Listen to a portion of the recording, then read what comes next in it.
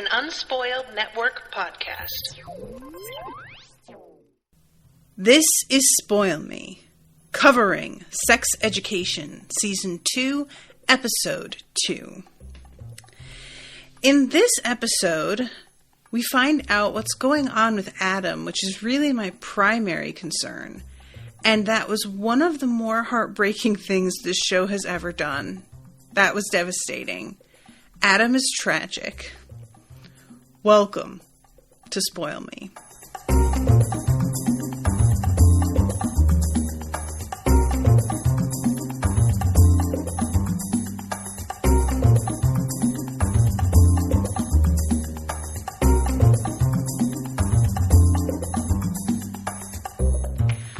Welcome to the show, everyone. I am Natasha. Thank you very much to Ashleigh for commissioning this episode and her patience when this computer was not working with me and I started late.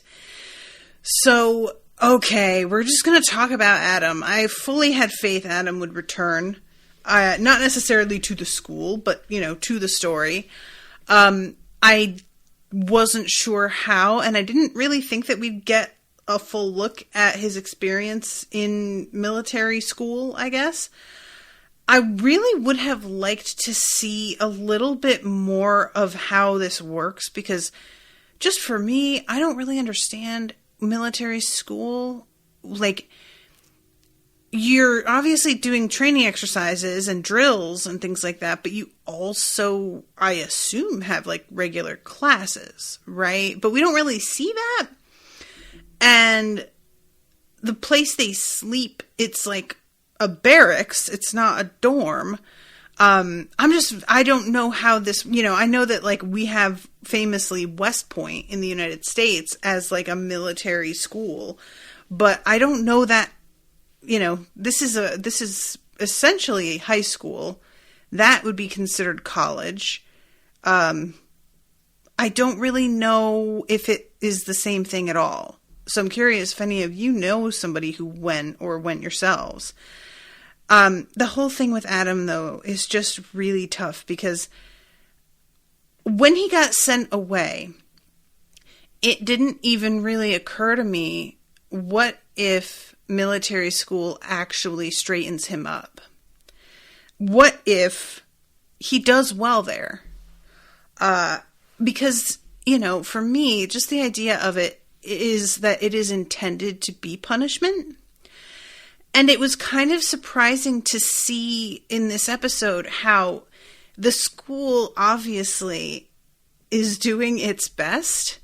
The man in charge, who I will call a drill sergeant, even though I am certain that's not exactly the title he goes by, he seems like shockingly sympathetic and actually acknowledges when Adam is attempting to do a better job and is more encouraging and supportive of him than his own father.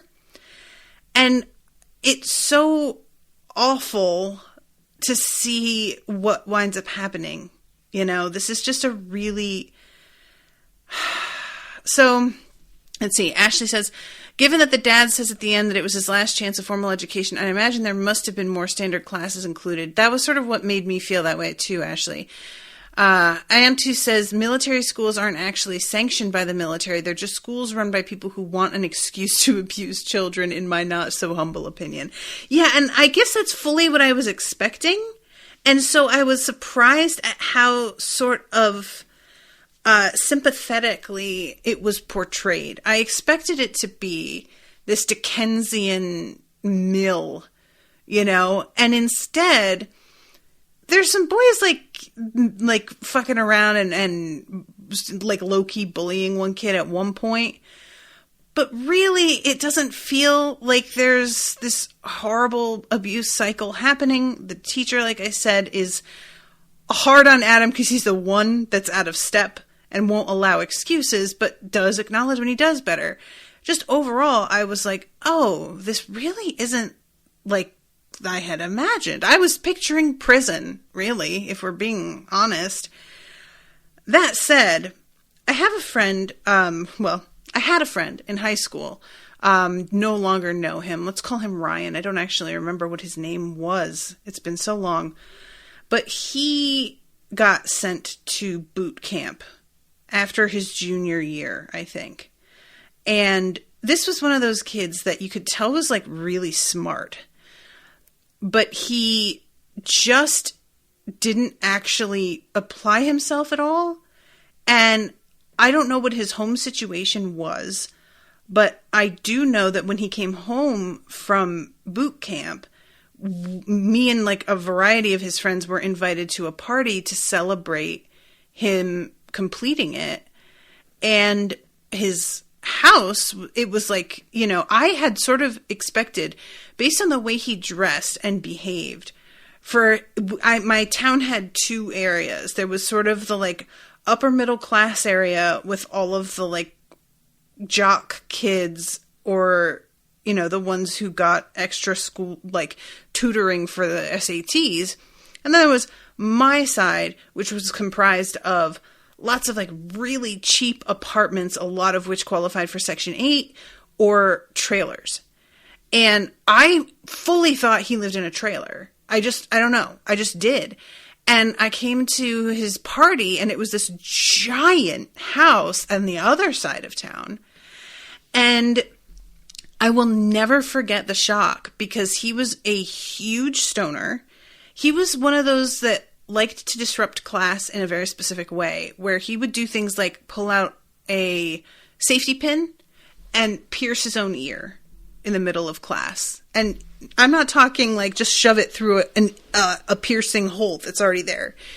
No, literally would pierce his own ear for the first time in the middle of class. That kind of acting out sort of thing. Shock value type stuff. And then I come to his party, and of course he had like the regulation haircut. So he had shoulder length hair, which was now gone. His whole demeanor was totally different. And he had completely bought into whatever it is they sell at boot camp. Really internalized it. And it was like he was a different person. And I remember being genuinely shaken.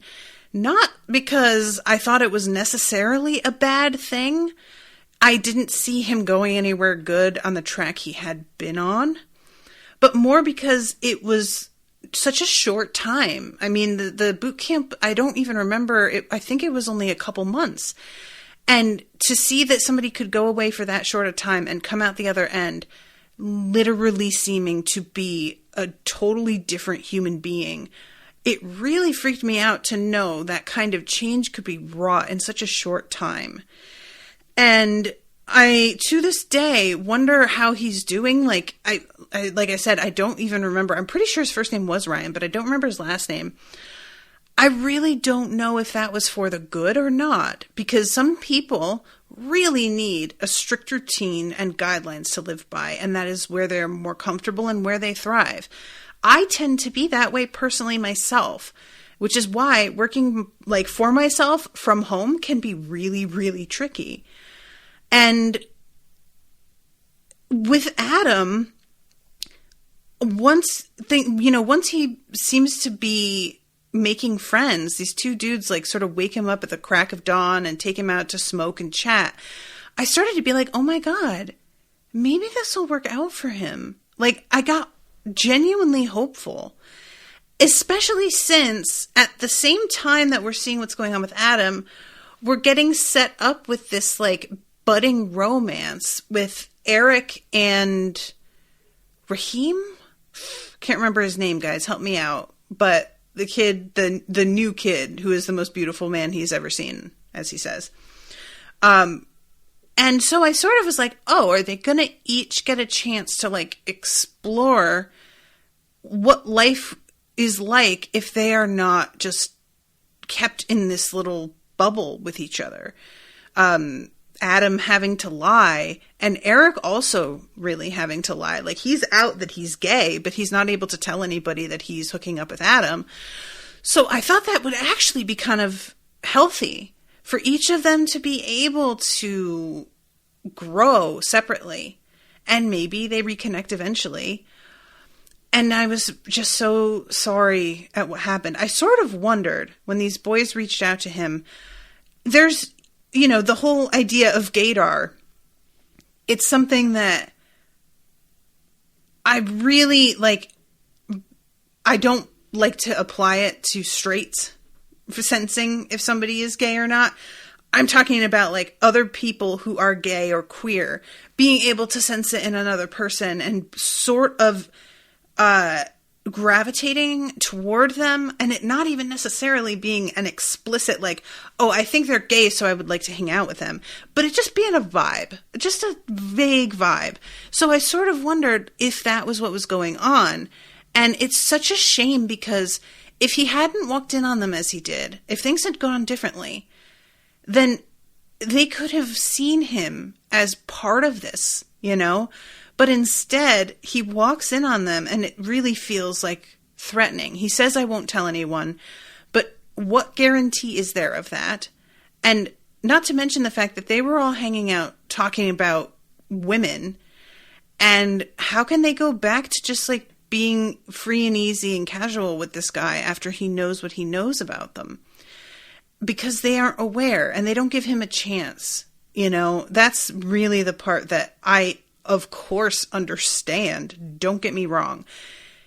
If they had given him a chance and he had told on them, which he does, I will remind us all, before he leaves. But if he had told on them, he could easily have caused their deaths. Like, this is just a reality. They are locked up in a barracks with, like, at least 20 other guys. And if those dudes decided that they wanted to take it out on them, they could probably beat the shit out of them and kill them. They don't know. You know, it's such a risk. In that kind of environment, it's bad enough in life. But when you are penned up with a bunch of dudes who are sort of in their physical primes in a lot of cases and are just maybe have rage issues and that's why they've been sent here or whatever, that's a bad fucking recipe. So I really do get why they were so scared. It's just tragic to watch him understanding where they're coming from and sort of knowing their situations as well when they were talking about their fathers and what disappointments their dads are and feeling this solidarity with them. They connected with him in a way that he was, like, craving. And then this comes between them in this just, it's such a blow, you know. And they plant drugs in his bunk.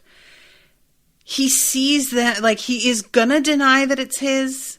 And then he sees their faces and just decides to accept that it's his. Like, he just kind of is like, yeah, it's mine. But at the last second when he's walking out with his bag and his parents are at the car, he sees his dad and sort of has, like, one last moment of panic. Like, oh my God, I can't go back. I can't do this. And he tells the guy in charge, it wasn't mine. They're just afraid because they're puffs. And he does not turn a hair and just says, yeah, a lot of us are in here, but it's best to keep that quiet or something like that, you know. And you were caught with drugs on you. So, and I wanted to be like, I mean, he wasn't. Drugs were found under his pillow in one of the easiest places to plant. And he's telling you right now that it wasn't his.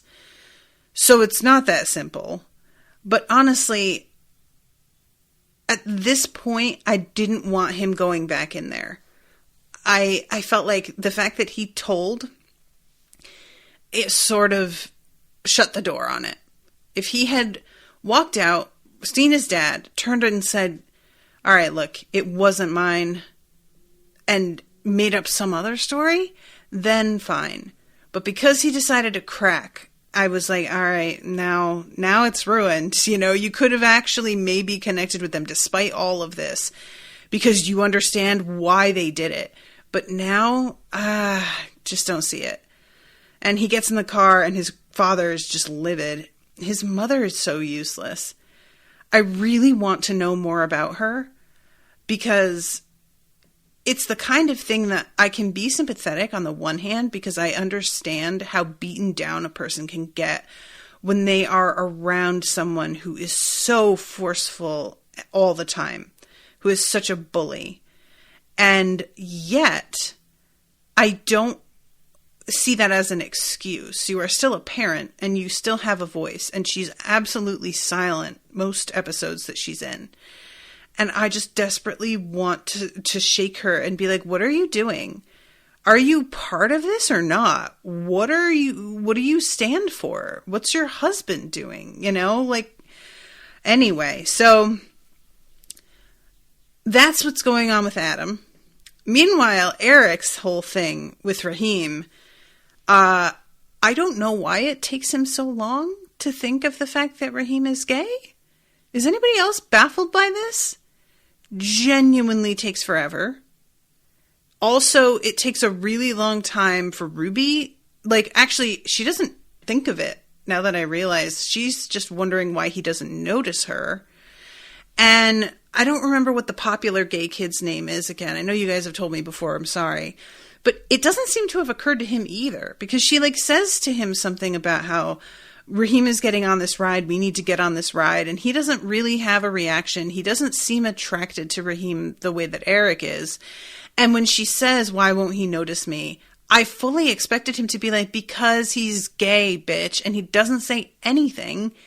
Doesn't even seem interested. He says something about getting a corn dog or something, but yeah, it takes Eric so long.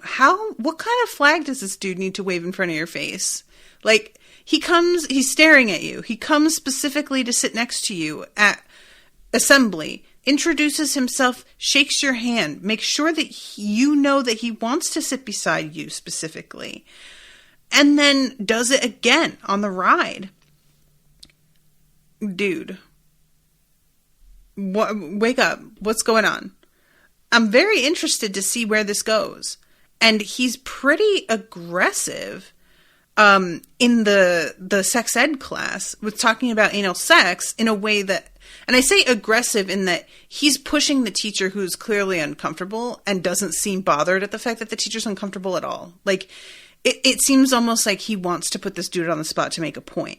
So for me, that says that this is not a man who is worried about being seen as gay. He's not in the closet. He's not concerned. And so this is very promising. I'm really excited for Eric. I mean, especially considering that Eric was just so attracted to him right away. Good for you, buddy. I really hope that this actually works out. And I'm also excited because it's not something that you see often, the fumbling through first encounters with same-sex partners. There's always the sort of suggestion of oh, it turns out they're gay. That's sweet. But the actual sex acts are not portrayed the way they are for straight teens. There's a million teen movies out there with losing your virginity being the main goal of the movie. And it's very explicit what happens and what it is they're aiming for.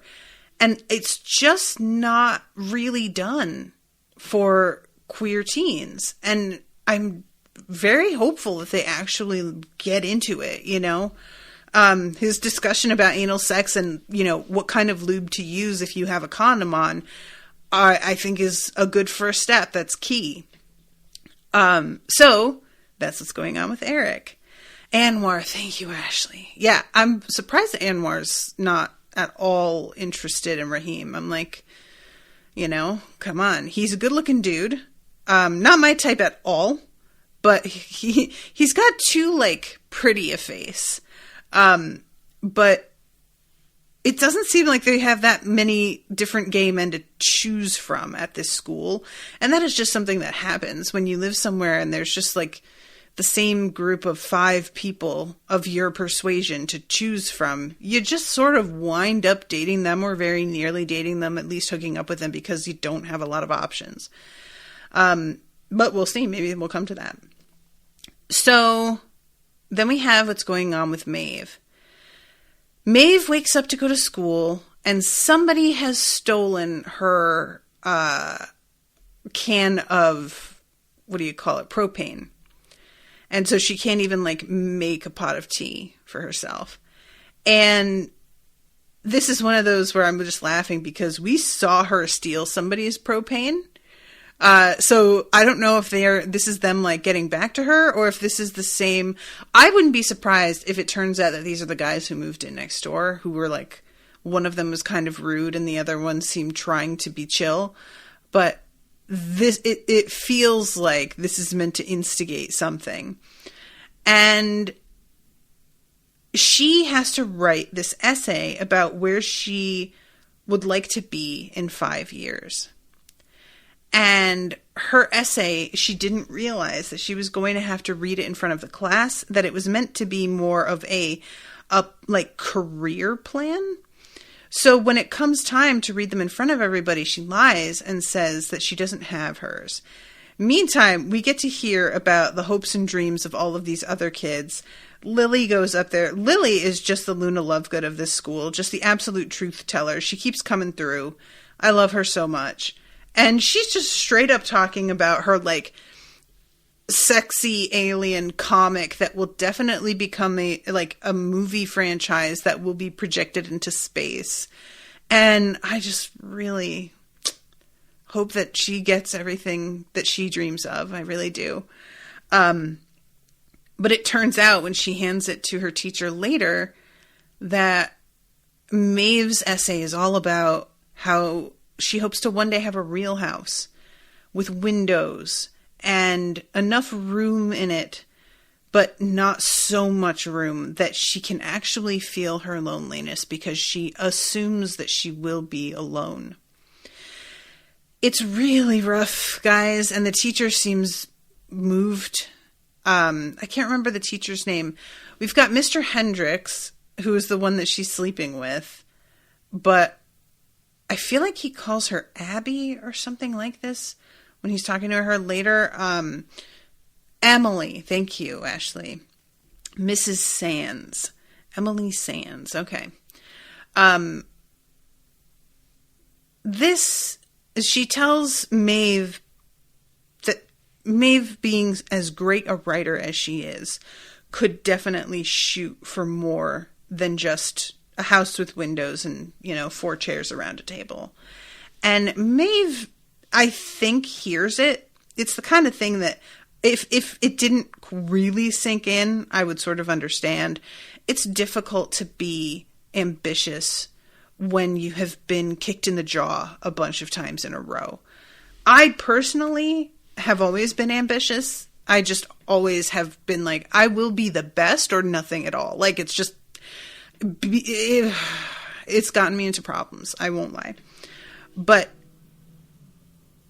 I am very close friends with people who are like Maeve. And they just don't really, not only do they not think they deserve more, they don't really think that they are capable of more. And when you tell them that they are, because you can see what they pull off in everyday life, they think they have somehow fooled you. It's a kind of imposter syndrome in a way. And it's just tragic to watch Maeve suffer from this when she is so intelligent and she actually is pretty driven. It's just that she keeps getting dealt really bad hands. And Maeve is coping with the fact that she's not actually over Otis. She finally has this realization because Amy's been trying to tell her. I am really enjoying Amy, by the way, as a character. Amy and her bodybuilder boyfriend, I can't remember his name. I'm so bad with names on this show, everybody. I'm sorry. But they're all hanging out together talking about what their careers will be. She says something about how Maeve has her feminine books and and she makes some mistake when talking about his bodybuilding. Steve, thank you, Ashleigh, coming through with all the names. But she doesn't know what she wants to do. And she says, I think I'm going to go with Baker. I do really like toast. Which, I just want to know, where in the fuck they got this line, the writers. Like, this feels like something a 5-year-old would say. I couldn't even think this line up if I were trying to be funny. It feels like such a non sequitur. I don't even know where her brain is going. What does she think baking is? Is it just and later on when she finds out what baking is, she's blown away. Genuinely had no idea. What? Who are you? And I really enjoy how, despite the fact that Maeve knows what a precious little dope Amy is, she still likes her. She still supports her. She finds her entertaining. And it's clear that Steve is smarter than Amy. Like, he looks over at Maeve a couple times like, oh, God, you know? But I just really wonder what's going to happen with Amy, because she's so harmless, you know? She feels like she's got a good heart. She's trying her best. And I hope things work out for her, but I don't know what that looks like. So, all right, now let's go over to Otis. Otis is trying to finger Ola, and it doesn't go super well. He's very nervous about it, first of all, and he goes and looks some stuff up about how to do it and some techniques and things like this. And as soon as I saw him looking this up, I was like, okay, you know what? Good. Because I kind of thought they might do he has access to so much information that he would be able to feel this out, pun intended, pretty easily. But instead what they do is give him the same kind of self-consciousness that any teenage boy would have. And I swear to God, you guys, yes, Ashleigh just brought it up already in the chat.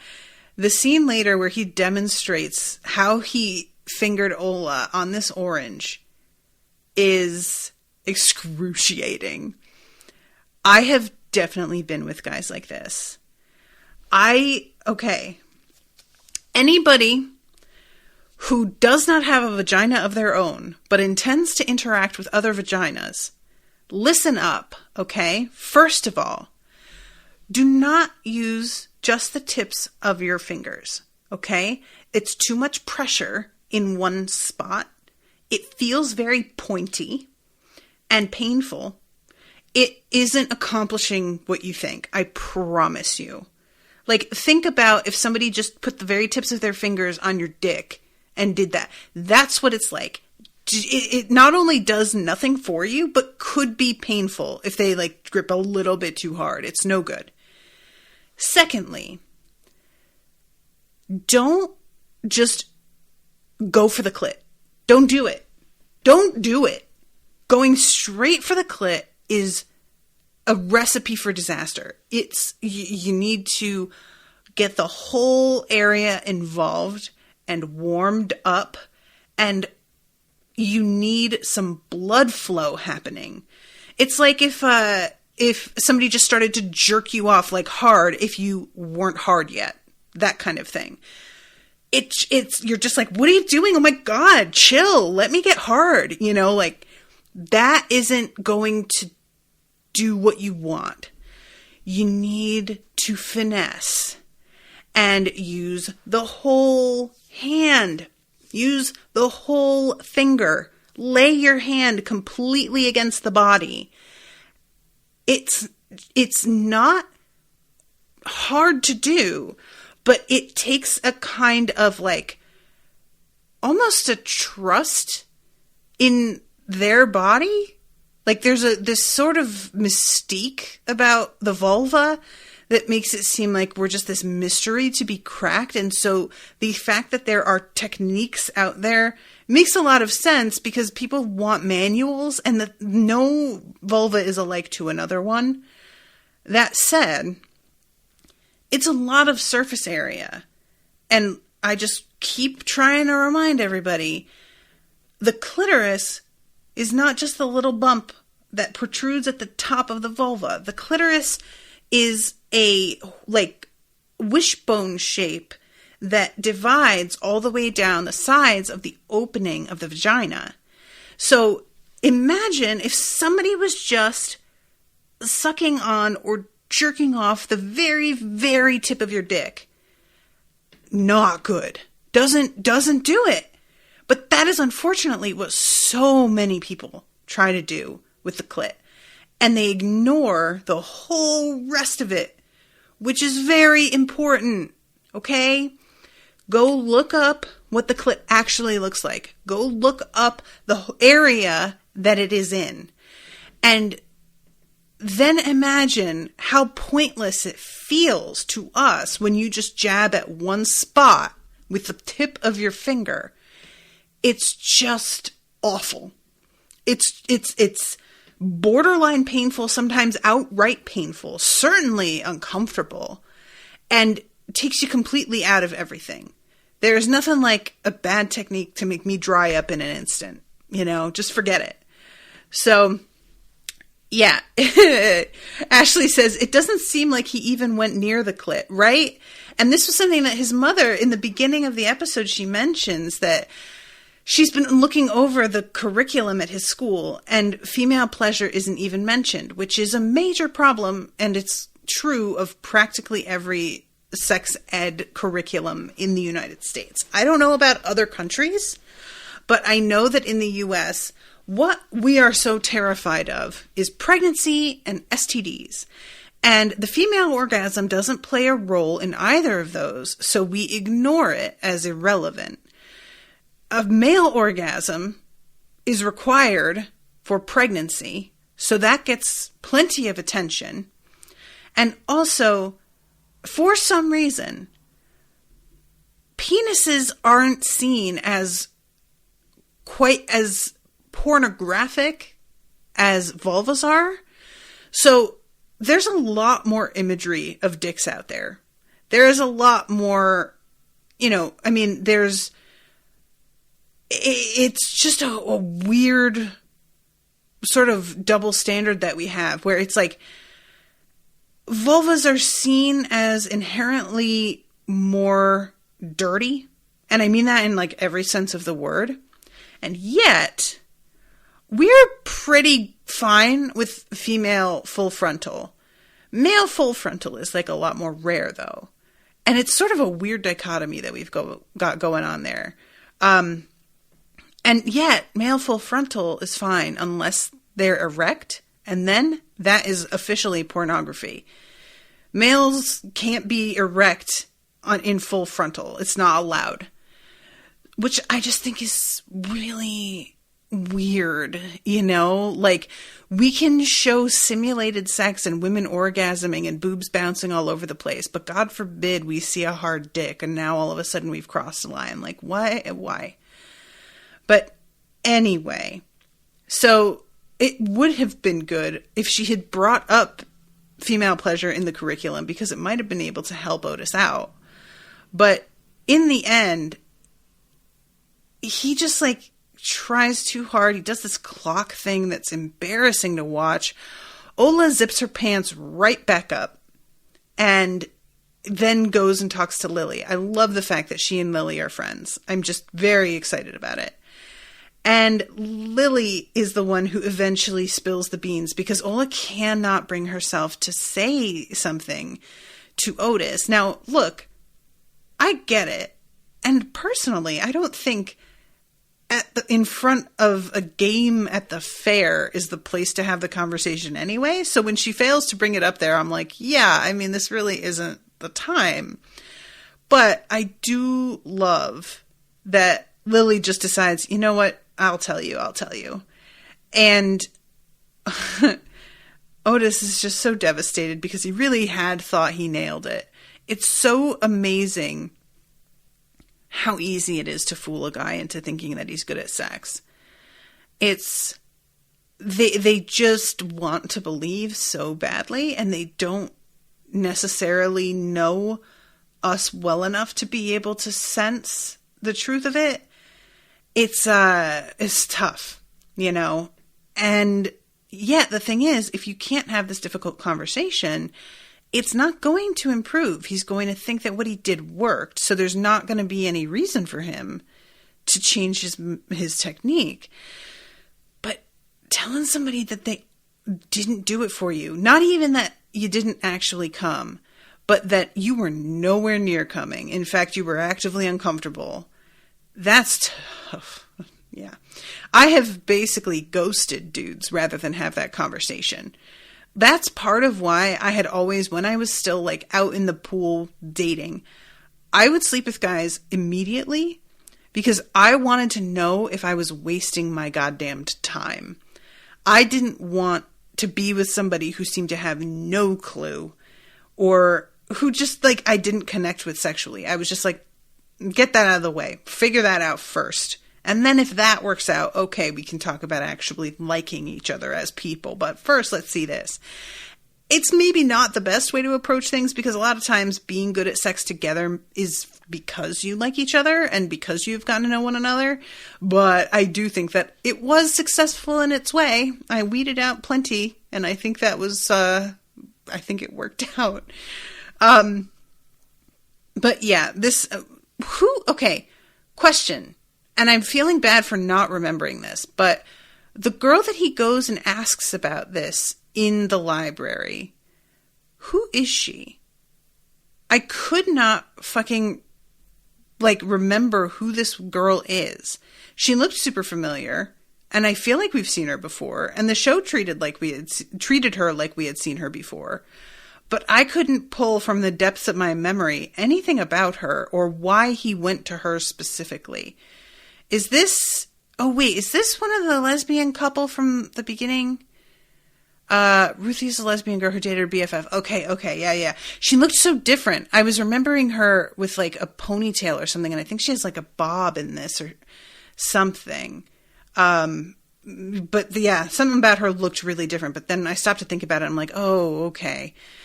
She's going to a lesbian because not only does she have a vagina, but she interacts a great deal with vaginas, so she'd be an expert. Good call, actually. So this brings us to his mother.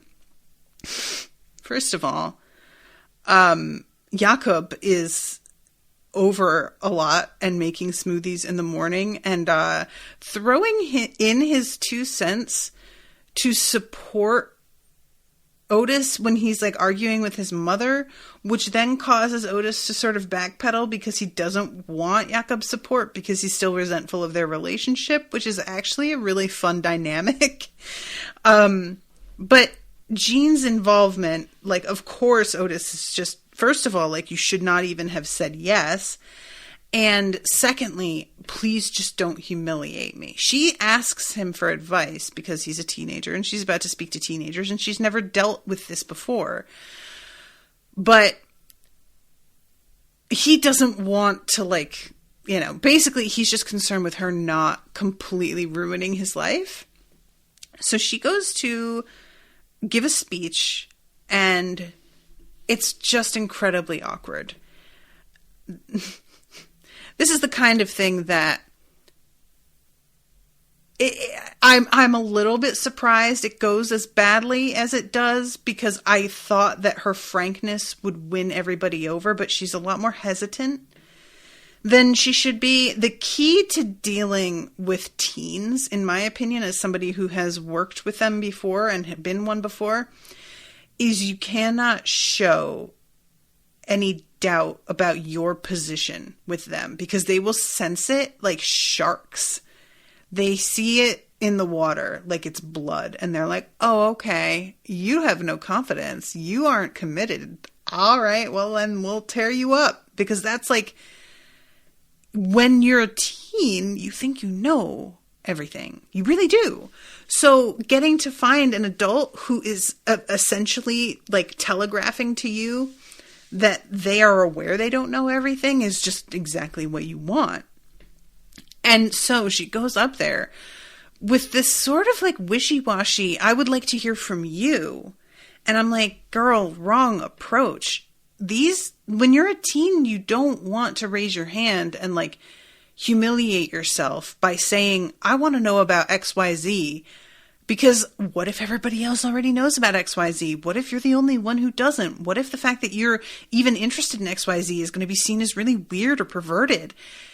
No, you just got to come in there and be like, here's what we're doing. I looked at your thing. It doesn't address any of this. You guys are sorely undereducated in XYZ. I'm going to be covering that as well as, ABC.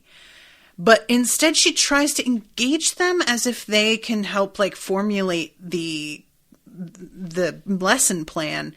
And I understand the impulse to want to include them, but it's just not really the right call in this case. It's too fraught a topic. If she were just an English teacher and she was like, I'd like your input on what books you'd like, that's different. But when it's a sex thing, it's just there's too much stigma around fucking everything. You have to do it yourself and tell them this is how it is. So she does this let's talk about sex, baby thing. It's just excruciating, you guys. Oh my God. I've used that word a couple times this episode. I'm sorry, but it is. And eventually somebody yells out about, didn't you jerk off a zucchini? And they all begin chanting about it. And, it just drowns everything out. And I felt really bad for her because I don't think she's necessarily embarrassed. I think it's just a humiliating moment of really losing your audience and feeling like a bit of a joke in a way that isn't going to be effective. The point is that they need to respect you to listen to you, Ashleigh says courgette. I believe you mean zucchini. I'm pretty sure that's what you mean, but it's fine. I forgive you for getting that so wrong. So anyway, this scene though, later on, she goes to shadow, Mr. I said his name already. Hopkins? Well, he's the science teacher who is supposed to be teaching Hendrix. Thank you, Colin. Ashleigh says, I don't know, not a veg I'm really invested in. I had a whole thing on the Fleabag podcast, Ashleigh, about courgette versus zucchini. Very heated on my end. But Mr. Hendrix, the first question's a real easy one. Can I get pregnant from giving a hand job? But then there comes some more nuanced questions that require a type of knowledge that either he doesn't have or doesn't know how to express at all. And this is when Raheem winds up piping up and asks what about anal sex? And, what kind of lubrication would you recommend? Things like this. At the same time, the headmaster comes in and is observing this whole thing. So Jean sort of takes the bull by the horns here and answers the question. And it seems like she gets their respect back again. And when she's leaving, the headmaster tries to be like, we don't actually need you. To which she's like, ooh, see, here's the thing. You definitely do so badly. You need me more than you know. And secondly, your supervisor already approved me and thinks this is a good idea. So I've got news for you. I'm not going anywhere. And he just looks like he swallowed a lemon. So I'm interested to see how this is going to go because, the whole thing with Otis is that he's out here giving advice, but if his mother seems too available and easy to talk to, she may eat into his business, which would be kind of funny. So, okay, let's talk about Mr. Hendrix. You guys, I don't know. I really don't. So, Mr. Hendrix is hooking up with Mrs. Sands. Which, first of all, girl, what are you doing? Look, he doesn't seem like a bad guy. He just seems like such a goon. I just couldn't take him seriously. I just couldn't do it. And I really, I just feel like she could do better. But I don't know what kind of options are out there. So, okay, fine. And she wants dirty talk. And he does not understand. You guys, I was laughing so hard. The episode starts with the song Push It. Push it. And him thrusting away on top of her, with her looking completely disconnected from the entire situation. And then she says, talk to me. And he just says, hello? Mid-thrust, he says hello. I fell out laughing, you guys. It was just so unexpected. I don't know what I thought he would say, but that sure wasn't it. That wasn't it at all. I fucking died, you guys. That was so funny to me. And when she says, call me a filthy bitch, he can't do it. And eventually just says, like, you're a very lovely female dog. Very, very lovely. And she's like, oh my God. And she can't do it. He goes and asks Otis for advice. And Otis recommends writing a script so that he gets used to saying the words. Later on, this is treated as a misstep. And he's sort of written it on his hand, I think. And so he's like, he says, I'm going to get you so wet, you'll think your water just broke. I'm going to tire you out so bad that you'll be late for work and I'll get you fired and ruin your life. This is a close second to the worst dirty talk ever. I don't know if you guys remember this episode of Seinfeld. I think it was Seinfeld. And he's trying to do dirty talk. He doesn't really know what he's doing. And his girlfriend says something about her panties. And he replies, the ones your mother set out for you this morning? Which causes her to stand up, button her top, and leave immediately. Which honestly, I can't blame, like, it's such a weird, because it's like, it makes it sound like you want her to be like a little girl, but he didn't mean it that way. And when he like stops and thinks about it, he's like, oh no. But he was trying to be like edgy, I think. It was a mess. And this is one of those things that I find so interesting because dirty talk is so different between people. There is like, there's a what I consider sort of vanilla dirty talk. Like, you like that? Or the, I'm going to get you so wet, or you're so wet kind of thing. Very tame sort of, oh my God, you feel so big. The sort of rote porn conversation, And then there's shit that can get a little bit more intense, where you get into straight up name calling and stuff like that. And you do need to know where somebody's like boundaries are, because you could unintentionally say something that to them is really fucked up, and you didn't realize that that was where they drew the line.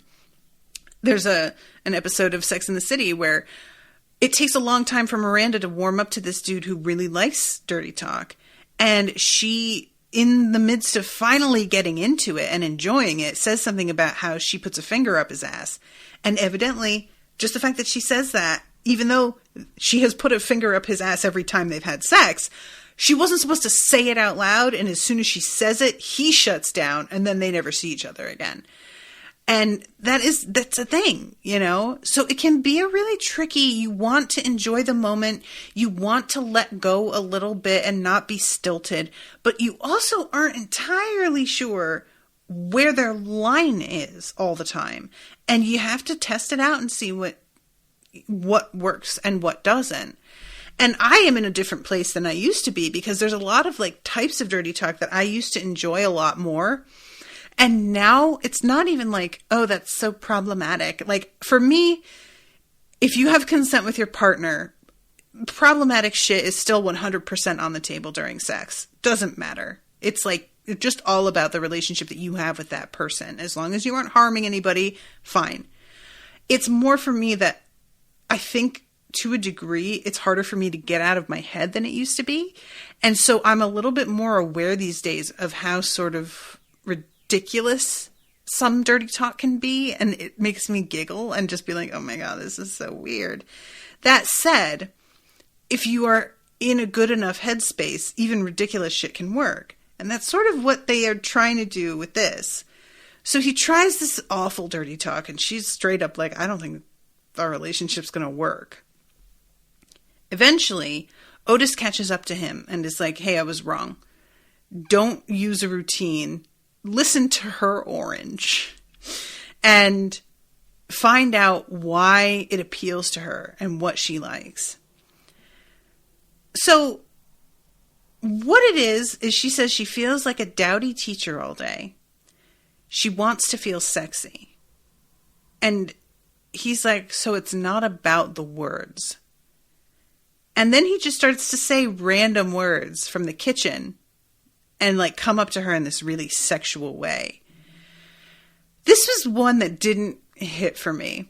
I like the theory. I understand what they're trying to do when you just say spatula and give her a look and slowly walk up on her.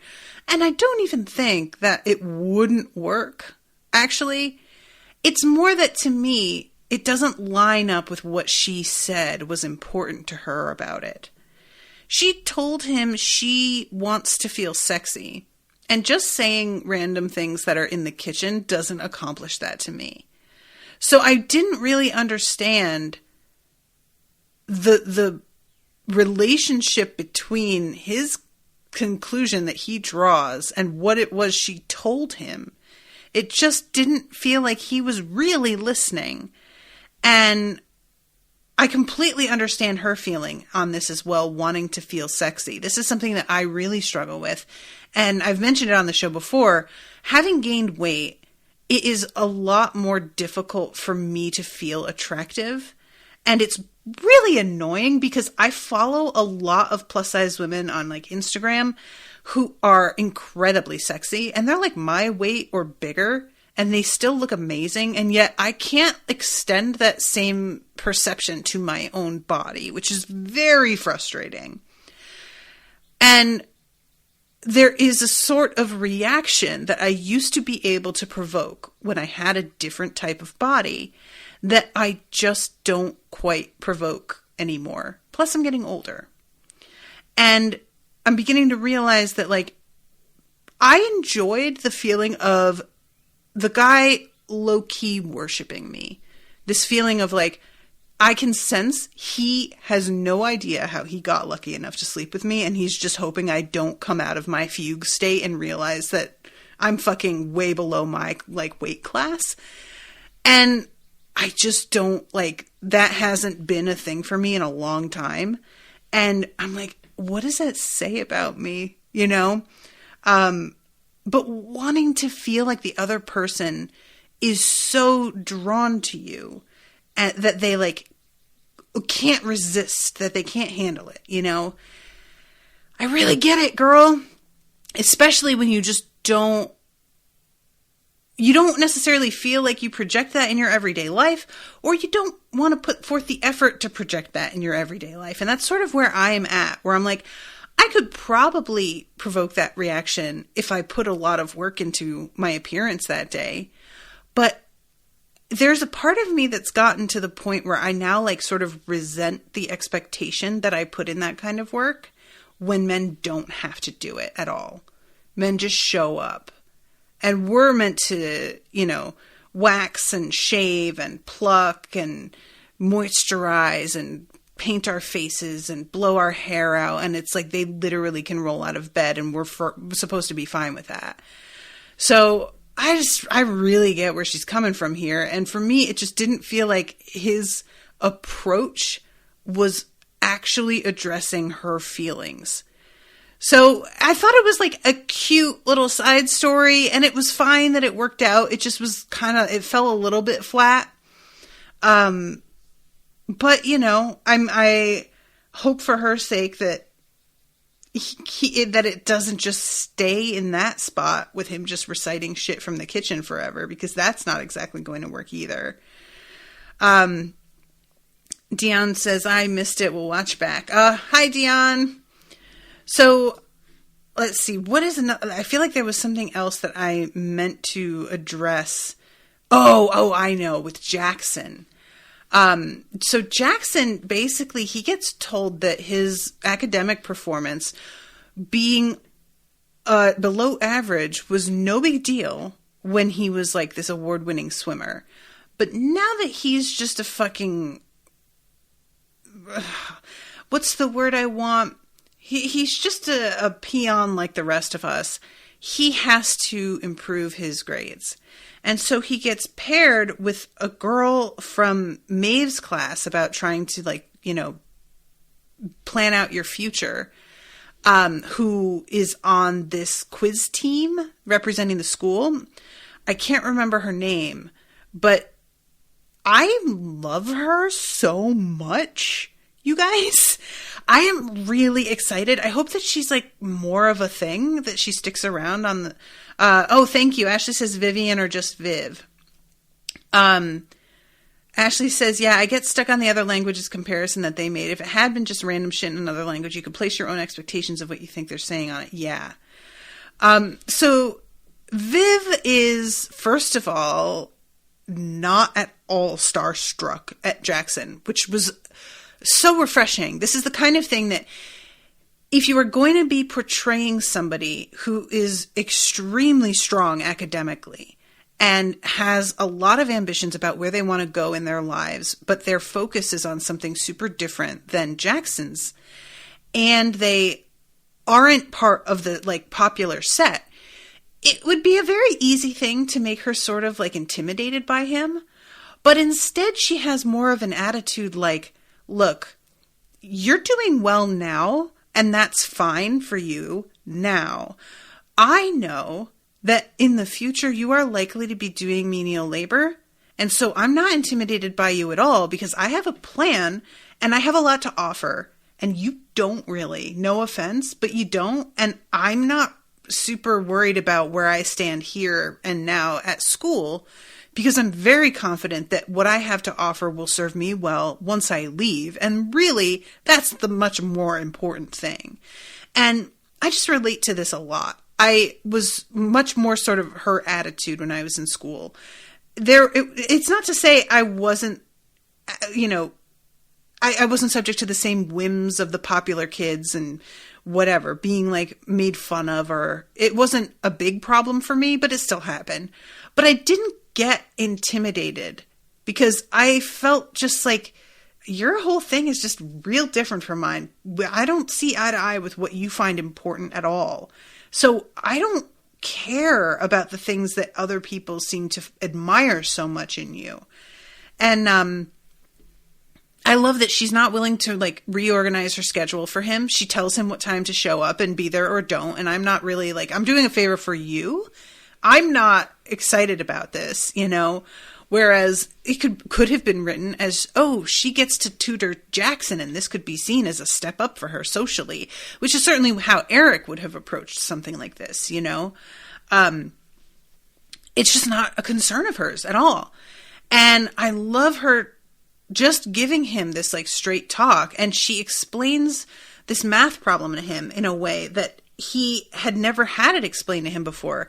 Oh, so relatable. I'm sure that a lot of you guys listening have experienced this, where somebody approaches it in a different direction and all of a sudden you're like, oh, okay.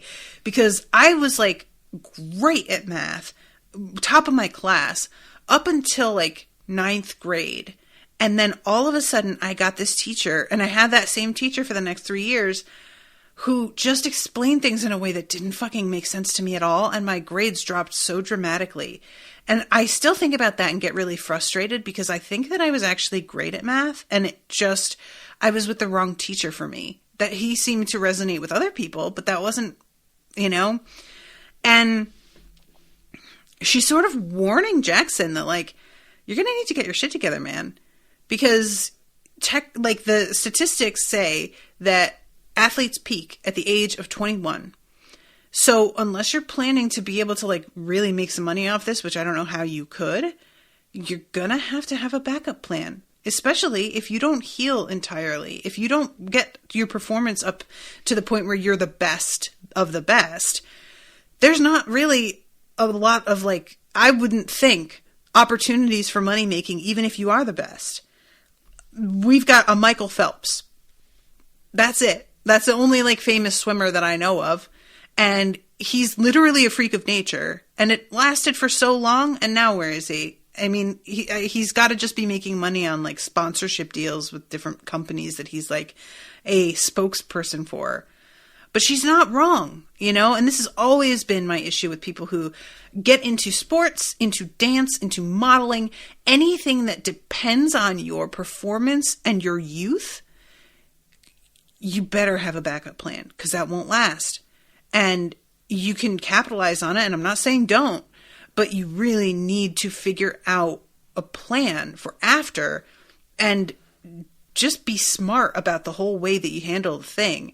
And unfortunately, I think people underestimate how quick it goes.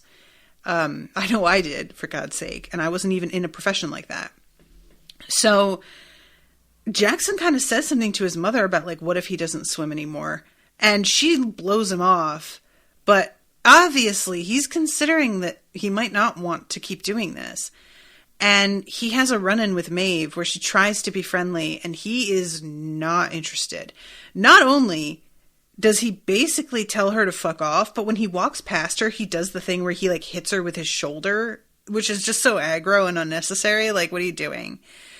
So I'm interested to see what happens with Jackson, actually. I feel like they've done a good job with his character. They've made him sympathetic without making him too much of a sob story. They've given him a direction that he's going in, but it doesn't feel super predictable because you don't know exactly what he's going to do. And eventually he runs into Lily, who suggests that he try out for the drama club. And when he protests, she's like, you act every second of your life. I don't know why. And that really, like, stops him dead in his tracks. And I can't wait. The jock who turns to the drama club is an old story that we have all seen play out in person, I'm sure.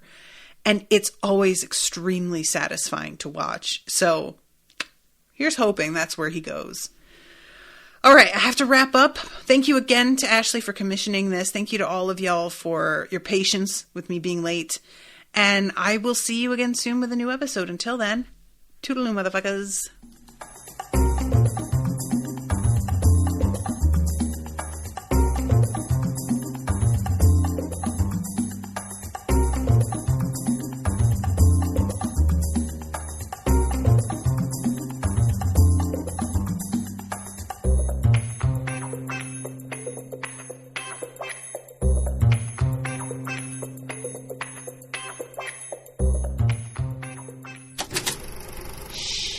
That was an Unspoiled Network podcast.